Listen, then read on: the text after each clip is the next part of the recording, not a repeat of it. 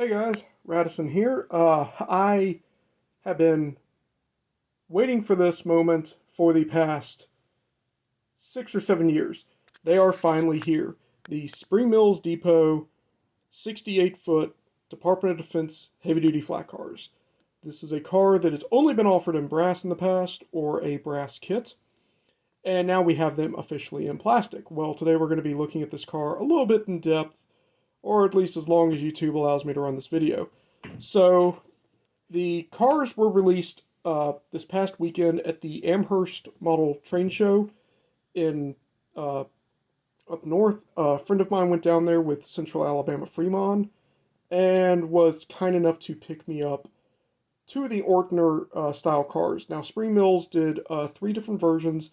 They did the Ortner, the FGE, and the Thrall versions. I do have the other versions currently being shipped to me now from Spring Mills, but for now we're going to do these. We have the urethane green one right here, and then we have the BN Cascade green one right here. We'll be looking at this BN one first. This looks really good. The car is got a pretty nice weight to it. It tracks extremely well. The font on both of these cars vary depending on the road number, which I thought was pretty interesting. And there's some other little detailing pieces here and there that are pretty different. The other thing that we can notice, we can turn this one over and look, the wheels come pre-weathered. Very nice, very, very nice underbody detailing.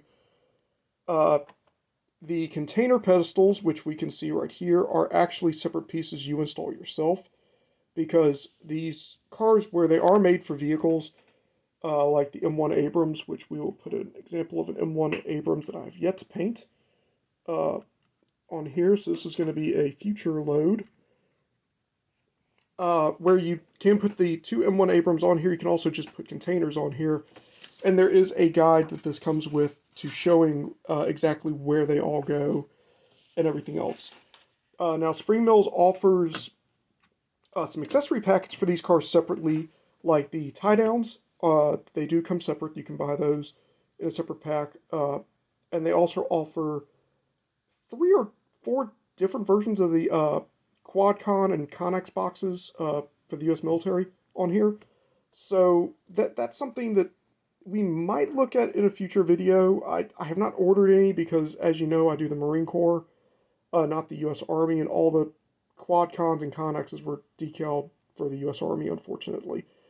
Another thing to really note on these cars is the handbrake detailing on here is very nice. Looks very appropriate to what it's supposed to be. They come with Katy couplers. They have the cut levers and an air, and it's kind of difficult to see because my phone does very shitty video. But we also have air hose detail.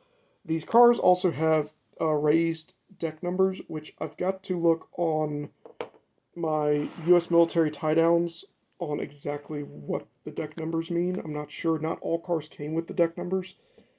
So that's a very interesting little piece here. And then we also noticed the center line for both of the cars is clearly printed very nicely on these cars. The deck channeling is extremely fine. The printing on the numbers is actually, it is a separately applied piece. It is raised. That is a very nice detail. I honestly am very conflicted on loading all 6 of the cars that I have ordered. I might actually leave 2 of these cars unloaded just because they are so nice, and I could just throw them in on any mixed freight consist I want. But, you know, this is a very beginning video on these cars.